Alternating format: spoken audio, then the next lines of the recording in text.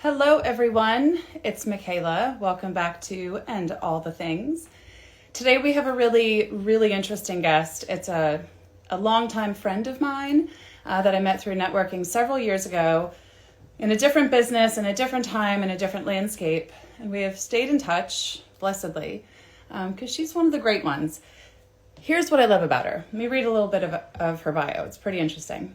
So, I'm introducing Rielly Karsh.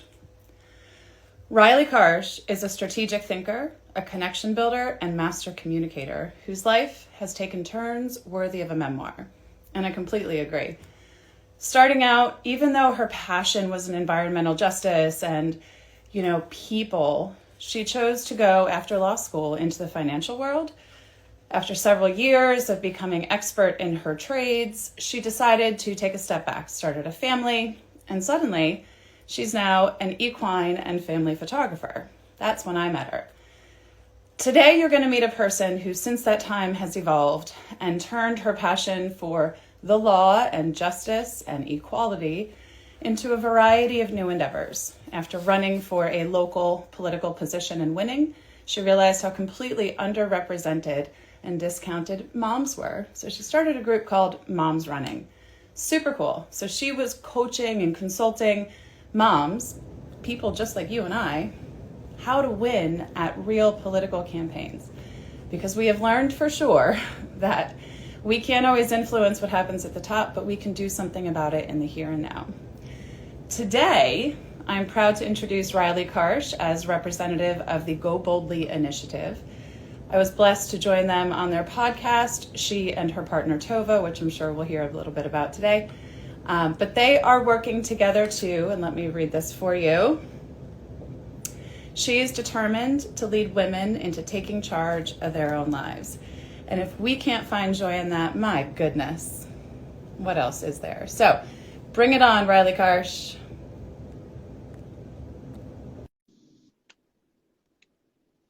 Let's see if I got that right.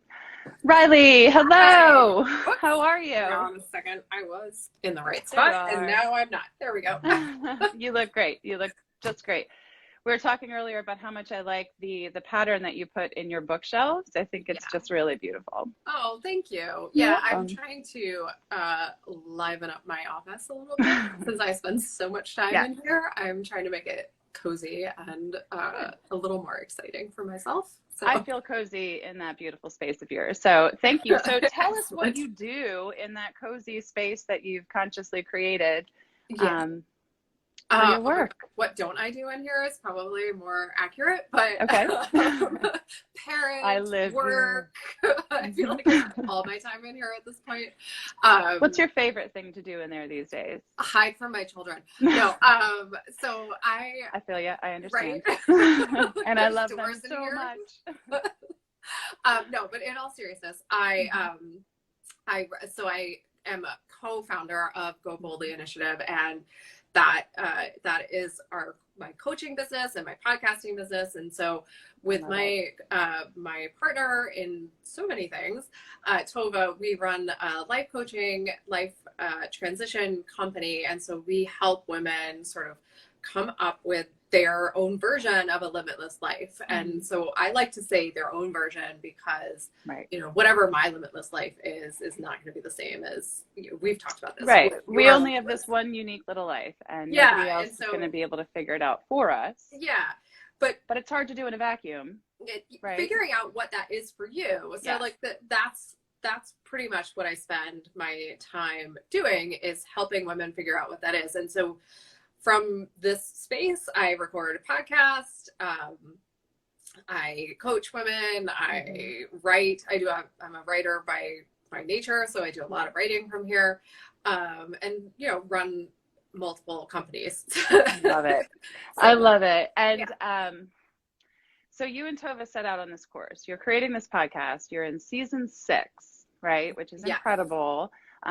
Go ahead over maybe after this conversation, everybody, and follow along. They're having great conversations with really interesting people.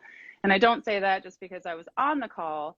I felt I gave as much as I got when I spoke with Tova and Rielly. It's such a good dialogue to ask the questions and to get outside of what we think is true. Yeah. So this season, you're focusing on busyness and self-worth. When you think about your coaching clients and helping them, women transition out of, limiting belief systems, how are you learning through this series to help coach people through? Are there themes, underlying sounds and notes that are coming up in multiple conversations? Yeah, so we just wrapped season 6, and the biggest kind of learning experience from the season, for me anyway, is that I didn't realize for myself just how wrapped up in busyness I was. And so we went into it thinking about, Right. Busyness is a plague for all of us, particularly as moms, but whether you're a It's a parent, plague and a badge of honor. well, too, we wear it right? as a Like badge we of think, honor, at least we think it is, right? right? So it becomes further plaguesome. But it's not. There's a difference between being busy and busyness, right? Mm-hmm. All of us are busy. I mean, I'm Right. busy all the time, but whether Right. I'm busy or I'm enmeshed in this concept of busyness for the sake of saying I'm busy are two different things. Right. And so going through the season and just talking to a variety of different women from different backgrounds and hearing their thoughts on it and how they were indoctrinated into a culture of busyness and this cult of busyness that we live in was really a fascinating experience. It's one of the things I love about hosting a podcast is that, I get to get all these different experiences and I get to, hear from so many different people about their perspectives. And it's really a learning experience for me as well. So it's, all around it's great. And it helps me coach other people, right? Because the more I learn, the more the experiences, right? Yeah. Because we also can't live in a vacuum as coaches. And I work all the time to just reinforce to my folks, like, I'm just as normal and messy and confused as you are. I've just learned, I'm learning, continuing to learn ways to mitigate that, to put some more value into it, to put a pause in between how we receive the stimulus and how we respond to it. So this little box we're in can be owned by us, right? Because I say it like, yes, I wear a badge of courage. Because I remember, I'm just so busy, like it was a good thing. And it wasn't until I stepped back and said, well, who am I serving my energy to in this world of busyness? And is that even true? Like, and I can find myself when I'm in big groups of my peers going back to that space of like, oh, verklempt, like, yes, this is crazy, bananas. But like, it's okay. I don't have to complain about it, right? Because I'm choosing it differently now. And I don't have to go back to that old pattern of woe is me, right? Right. Am I one-upping my neighbor in my busyness, right? Or am I Who's the busiest person? Right. Is my busyness leading me down a path that is part of my purpose or part of my kid's purpose or my spouse's purpose or whatever that journey is that you're on? Is there an intentional or is there an intentionality behind what I'm doing? Or is it just about, going through the motions? Yeah. Is it putting a front out to the world to say, look how busy and important I am? How much of it is about appearances and how much of it is about what you think you're supposed to be doing so that people take you seriously, that kind of thing. Yeah, and it's true. And when we shift and put the value behind how we spend our time resources, it's less burdensome, right? And we know we own it. And I don't need a gold badge, a gold star from anybody else. Now, it's still nice to have a pat on the back. It's nice to be seen. I'm not trying to say, I live holier Buddha than thou. But I can't go outward saying, I want everybody at cheer practice tonight to know that I have just been the busiest mom on the block. Why? That makes it sound like I hate my job. And while there are moments I hate my job sometimes because it's hard, it's beautiful and wonderful. And I want to celebrate that and not carry that negativity. So that's great. What about self-worth? How do you tie that into the busyness conversation? What's the takeaway from season 6? Right. So the underlying theme of all of this is, and this is something we talk about and have been talking about, I guess, since we started, is that self-worth exists or or ought to exist Mm-hmm. in and of itself. And what I mean by that is we as individuals Right. are worthy simply because we exist, right? And that's the whole sentence. And it doesn't Period. End of story, right? yeah, like That's you it. don't have No you don't have explanation. You don't have to justify. right, you don't have to do anything in order to be worthy. You don't have Mm-hmm. to succeed at your job. You don't have to have children. You don't have to buy a big house, buy a little house. You don't have to do anything to be worthy. And that feeling of self-worth that we all want and we all crave is something that is inherently internal and ought to come from within.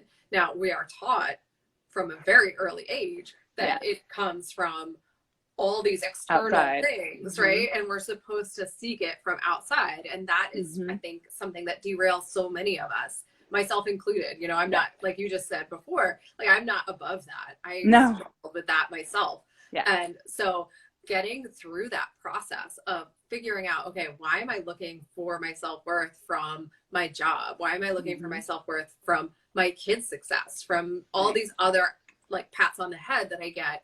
And don't get me wrong, I love a cookie. Like I want a cookie for my like, good deeds sometimes, but that cookie can't be where my self-worth comes from. My self-worth has to come from knowing that I am a deserving, worthwhile human simply because I exist. Right.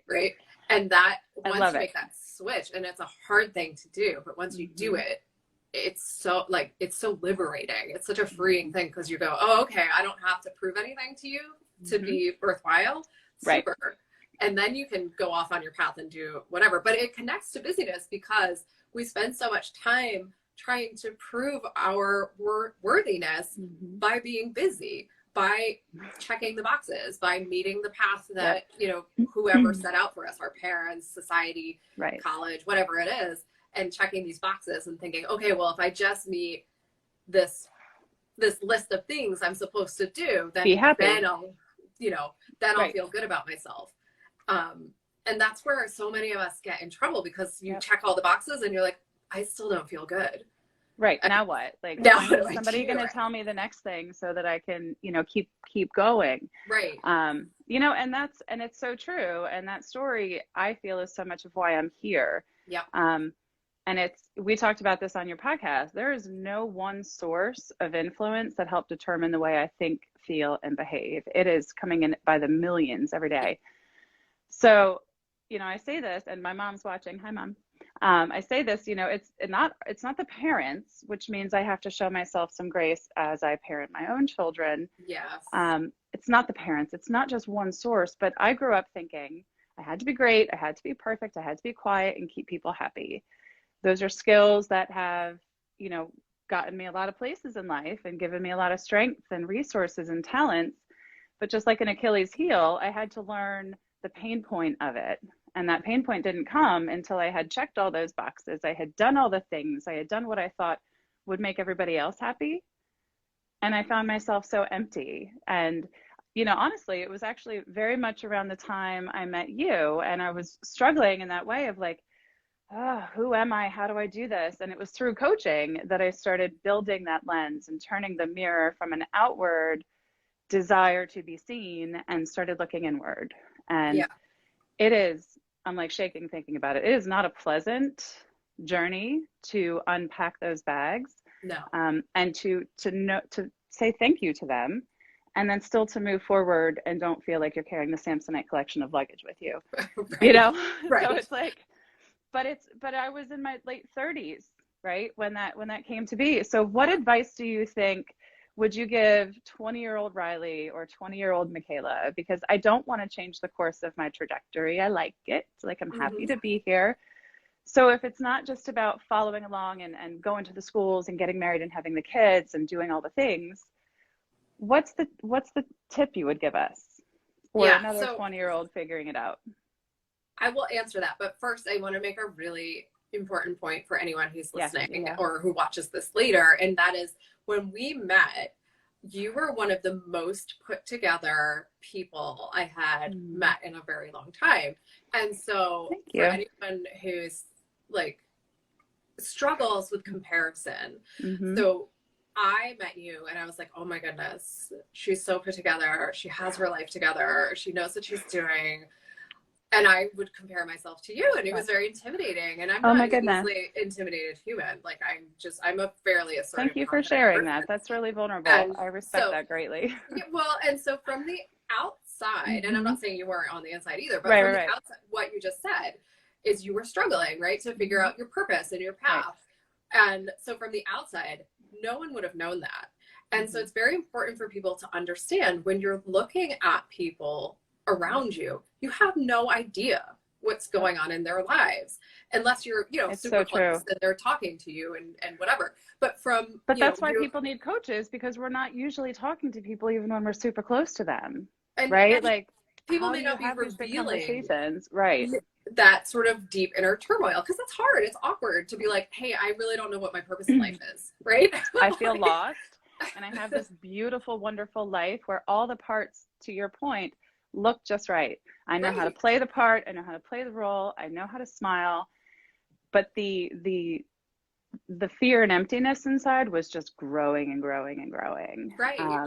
So I thank you for pointing that out, because that's an important and I'm sure the struggle for you a lot of times was like, this looks like it's supposed to look, right? Right. And which I also went through that in a slightly different experience, where I was working at a law firm, like a big law firm, and making a lot of money, and everybody's like, oh, what an important fancy job. And I was like, I'm very unhappy. Right. I'm sad.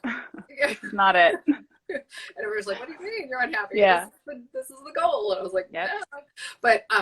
But it's just important that people understand that that happens all the time, like regularly. And so if you're comparing yourself to somebody else, just stop. Just don't. Amen. And that's it. You don't know the inner torment, and I still, people look at me and they're like, you look like you got it all together. And I'm like, well, I really kind of do, but there's still a lot of noise and a lot of things happening. I am not, I was at a practice like a year ago, and I was kind of, the kids are driving me nuts, blah, blah, blah. And a guy looked at me and was like, well, where's your kumbaya now, Kayla? And I was like, am I not allowed to be like a little bitter every now and again? Like, right. There's a part of it that's like, okay, right, I'm not acting in my authenticity, but I'm also human. So I'm allowed to kind of shift a little, but it kind of got my attention of, yeah, that's I want to be normal. That's an ugly thing to say to somebody. And I thought so too. Yeah. So that guy can just go. Everyone's entitled to their opinion, and we all know how we feel about those. So carrying on. But as coaches, we struggle, right? Because we are human. And if you ever meet a coach that's like, I don't ever struggle, they're lying, and they're not a coach doing their job. Because if they're not going through it themselves on some level, how could I possibly know where people are if I haven't known disconnect and disappointment and fear and judgment? I have a lot of that. Of course, because you're self-aware. Not make it everybody else's problem, and boundaries. Honor myself too by not making it my problem. Yeah. So to answer your original question, but I just really wanted to point that out, because it was an excellent point. So this is your chat, girl. Take it where you want to go. The question is, what advice would I give myself, my 20-something-year-old self?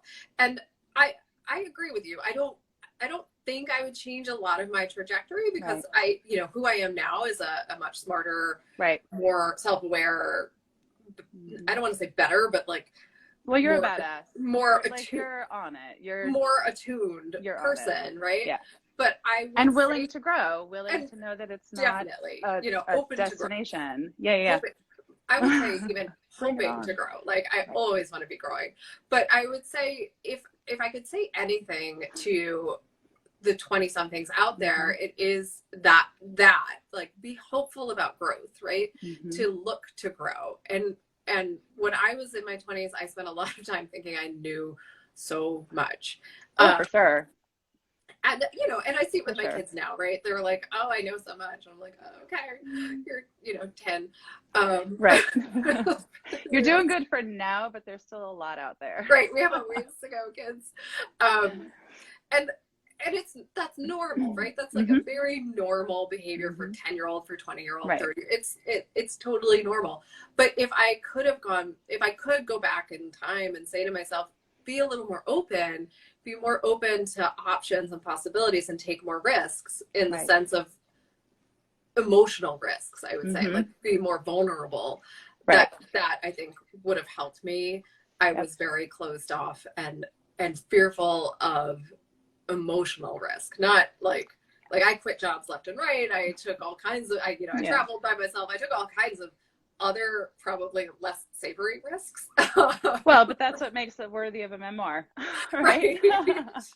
but the emotional risks, I would say, maybe I would suggest taking more of those, because that's what causes the growth. That's where you find, in the discomfort, you find the growth.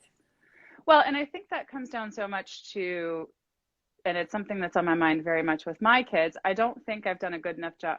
I don't think I put a lot of emphasis on that up until the last 2 years, but I'm really trying to teach my kids to trust the voice, the thing inside of them that says, I like this and I don't like this. Not mommy likes this or mommy doesn't like this, but how do you trust yourself and say, I like this and I don't like this? So that when you are 20 and you're going for the job, you can say, I like this. This is the part I don't like about it, and be aware of it and check in. Or, I don't like this person. I do like this person. And what kind of friends will they make? So I see so much of a connection in how we learn to trust our gut, and not just, in the loosey-goosey way that, oh, trust your gut, but really intuitively, how do you know what's good for you? And I see it today with my 30, 40, 60-year-old clients, where they have to learn how to trust that. And they don't know, because I've been there, this is how I can help lead them through. They don't know what they want and what's right for them. They don't know it's okay to show kindness to yourself by speaking up against or towards or for someone else. And so it's the trust piece, and knowing that voice can be heard, and the world won't end. Right. Like the world won't end if you decide that you want to shift gears or ask questions or say to a friend, hey, I'm not happy and I don't know what to do about it. Yeah, we've been so culturally tuned to ignore our own instincts and to put that aside in favor of the mainstream or, fitting in. And it's not all bad. It's not all bad to want to fit in and to be comfortable in. No, we want connection. Like you said, we're hardwired for it. That's what we are here for. It's the most primal thing that we know. Absolutely. So yeah. But when it comes at the cost of trusting your own inner voice, which is the foundation of your mental health, then, you get lost along the way. And that's, I think, what so many people certainly in our generation and older come to us with struggles, Yeah. And they always say, oh, I wish I had known this when I was your age. And it's like, well, don't wait to tell me, like, give me the scoop, help me figure it out. And, that's where we've talked about this before. Biologically, we're a tribal creature. Right. And we're meant to have people in our world that we are and are not related to, that we can say, I'm struggling and don't know what to do. My harvest isn't growing great. I don't know what to do. Right. My parents are making me upset. I don't know what to do. And because of the way we culturally live today, geographically, emotionally, etc., we don't really have a lot of that. And as we've referenced before, that's where the coaching practice comes in. Having someone, I don't pretend ever to have any answers. I get really cringy when people say, oh, you're right. Because I don't want to be right. I want them to feel ownership over some thoughts and decisions and perspectives that we develop together. Because it's so hard, right? We go to school, we get all the grades, we go to college, we get all the grades, we get married, we get all the rings, then we have all the babies. And then what? What's the next pinnacle? Is it just the job? Because jobs today are not always fun, right? No. And not that they should be, right? But there should be some balance of, I know what I'm doing, I'm invested in it, I can find some purpose.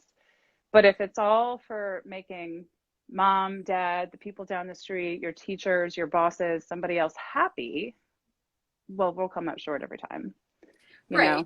Yeah. And it could be, and I've talked about this on the podcast before, it could be that you are somebody who's fully content with a 9-to-5 job, and you clock in and you clock out. Well, absolutely. But if you have no other passion in your life, you're still going to wind up in the same kind of discontented place, right? Right. Because humans crave that kind of purpose in life. And so if there's nothing else going on for you, then that's still the you're still standing in one place, right, doing the one thing. Yeah. So it may not come through your occupation. It may come through a hobby. It may come through volunteering. Right. It may come through, coaching. Who knows? But it will come through something. And if you aren't able, as we were just talking about, if you aren't able to hear your own sort of internal core and understand what makes you tick, what you're excited about, what your core values are, then how are you ever going to figure that out? How are you going to make the right decision for you? Right. You'll keep making decisions. We make decisions every day. Right. But if it's not based on our values, then we're making someone else's decisions. And quite honestly, nobody else cares. Yes, people do care and they're concerned, but they're not the ones that have to live with it. They're not the ones that have to know at the end of the day, they're keeping their divine gift hidden.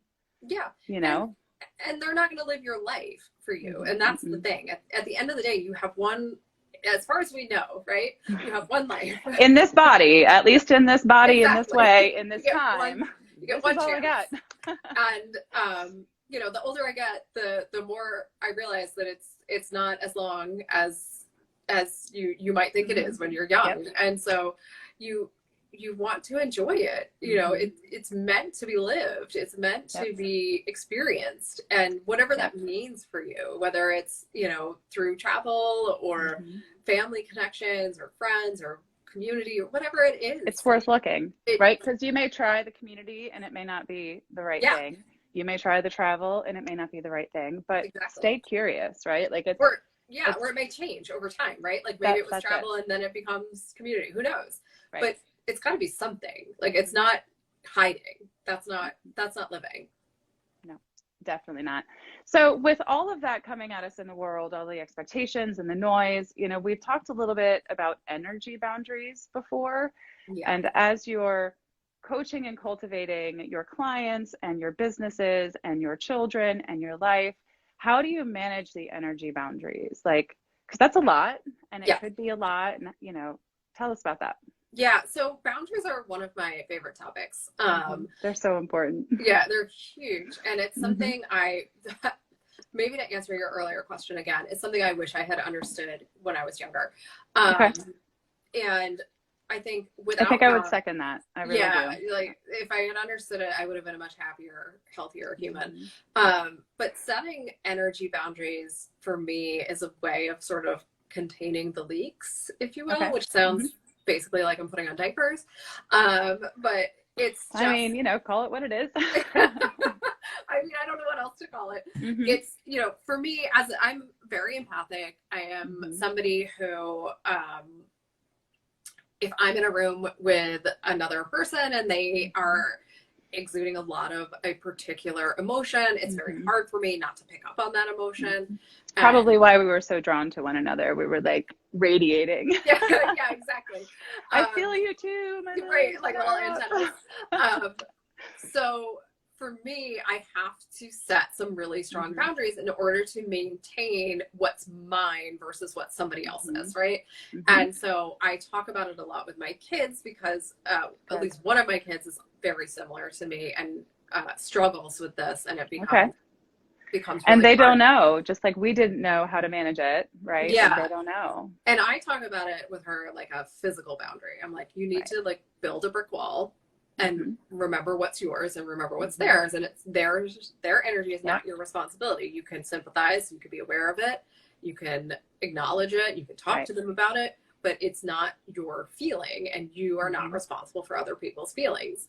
And so we talk about that pretty, regularly because it's a real struggle. But in terms of, working with other people, it's not really any different. When I think of boundaries, the easiest way for me to relay them to other people is to help them think about them in a physical sense. And so what do you let in the windows? What do you let out of the windows? Yeah, whatever physical sense makes sense for you. Now, for me, I typically like build an actual wall in my mind because I need them to be impermeable. But like other people might want a window where you can open it and close it, right? Or you might want a fence that Mm-hmm. it depends on Yes. your personality and what you need. I need to. Mine would probably have some glitter in the bricks and some fun Yeah, there you colors go. because I want to feel safe and invigorated. Right. And I this is my personal approach to coaching, is it Mm-hmm. has to reflect your client's personality, right? Mm-hmm. It has to affect it has to reflect their needs. It's Mm-hmm. not about me. Like mine is, Mm-hmm. if mine is a brick wall, that's Right. because that's what I need. That's what works for you. Right? Yep. Because I can pull out a brick and let something through if I need to. Mm-hmm. But Yeah, like, you could replace it or shift it, or exactly. I don't really Like want that brick anymore. I know how to like manage that for myself, Mm-hmm. but Right. other people will need something else, and maybe Mm-hmm. maybe it's bubbles, maybe it's smoke, Mm-hmm. maybe it's who knows. You can envision it however makes the most sense to you. However, But if it doesn't yep. make sense to you, you're not going to be able to picture it in your mind when you need Right. it. Right. And then you won't be able to hold it true and respect it and say, oh, wait, I have that wall. Does this thing come in, or do I just say, sorry, not today? Right. And that's so important. And is that something that you have to like take some time and consciously prepare for when you go into a group where you might see a lot of people and the energy is, unpredictable? Yes. Is there a tip or trick of, okay, I'm walking into the building, I'm gonna get my head game on? So if I'm being conscientious, Mm-hmm. then yes. Mm-hmm. If I forget, then no. And it's, yes, and all bets are off. And we'll see how it goes. And then maybe afterwards I need to do a really long meditation, take a shower, and go for a run, and work all that energy out. And that's a great point. Thank you. Because we can't always control what comes at us. We don't know when we're walking into a situation where the energy might be incongruous to our own. Yeah. But I appreciate that you can say that at least I see it happening, and then I can do something on the other side to refill, to recoup, to realign myself. Yeah. Because so often we get caught up in those experiences because we're not prepared, and then it's like, fireworks are happening, and we're not being in our own authentic way. Yeah. So yeah, even prepping, doing the post work of I need to decompress, and whatever way that looks like, I'm with you. The shower is such a blessed place. Oh my goodness. Yes. Quiet. Really, no one's in there with you. Like, generally, my wonderful. kids leave me alone. That's why I said really sometimes. So that's awesome. Thank you. And so for those listening, if they are going to tune into the Go Boldly podcast through the Go Boldly initiative, what are they going to hear, and what do you want them to take away from spending time with you and Tova? Yeah. So we try to tell a story every season.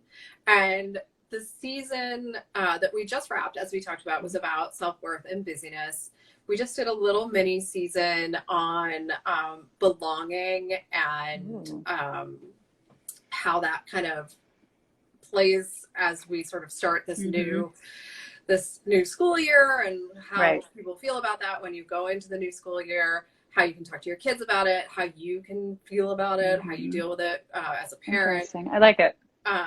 Because it's triggering for me every new school year. I'm an introverted extrovert, so it's always confusing and complicated for me to go back to school. Which way? What am I today? Where am I going? Right. It's just a little bit messy for me when I get ramped back up into all the activities and stuff. But with the podcast, we give homework after every episode. We bring on guests. Good homework. As we were talking about, and what we're trying to do is do a little mini coaching with each episode, help people think about things in a different way, open their eyes to new possibilities, and really feel out what it would be like to live a limitless life, whatever that means for each of us, and just share whatever information we can about how to embrace a life that isn't filled with expectations and cultural weight.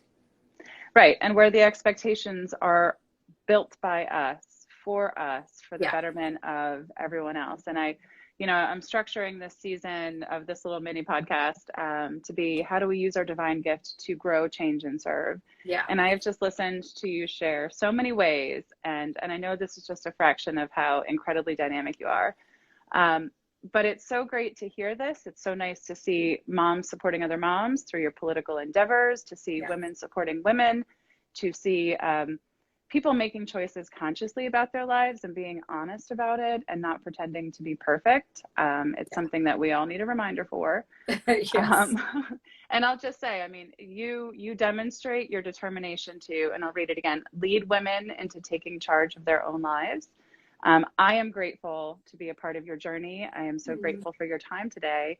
And for those watching and paying attention, if they want to follow along and see more about you and Tova and your initiatives, where do they go and how do we get them in touch? Sure. Yeah. So you can find us on Instagram at Go Boldly Together. You can find us pretty much at all of the social media channels at Go Boldly Together. Awesome. You can find us on the interwebs at goboldlyinitiative.com. And Awesome. yeah, we're pretty much everywhere. So awesome. And what's one thing that's made you feel really fabulous today? I got my son to get out of the car and go into kindergarten by himself. So I count that as a win. We're celebrating. It's been quite the transition. He is a stubborn little dude, and but we're getting there. So I feel like that was good. Major success for the day. Congratulations. I hope that tomorrow and all the days that follow are equally as successful or better. Yeah, me too. And I really, really thank you for the work that you do. And I continue to enjoy following you. And whatever you do, don't forget that Rielly Karsh is fabulous and all the things. And we appreciate you. Well, right back at you. And I'm so glad you had me on. It was super, super fun. And me too. I can't wait to talk to you again. Awesome. We'll chat soon. To everyone else, make it a great day and follow along at My Joy Coach. We'll see you again next week. Bye. Bye.